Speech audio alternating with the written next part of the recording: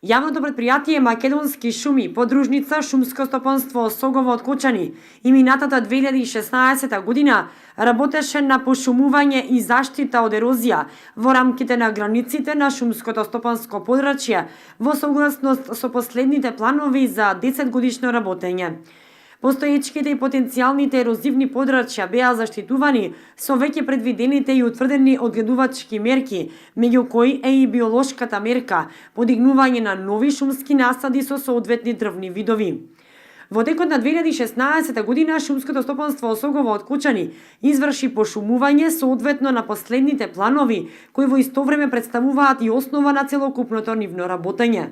Во подигањето на нови шуми свој придонес даде и акцијата Ден на дрвото, која што во општината успешно беше реализирана минатата есен, и во истата беше опфатен локалитетот Пониква, каде што беа пошумени 15 хектари голени со над 30.000 садници од смрча.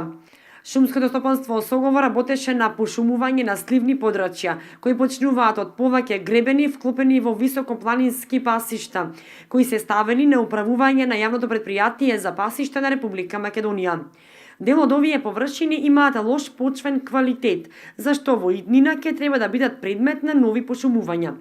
Министерството за земјоделство, шумарство и водостопанство и Факултетот за шумарство потребно е да изградат долгорочна стратегија подкрепена со програмата за нови пошумувања, со што би се создале реални услови за заштита на земјиштето од ерозија.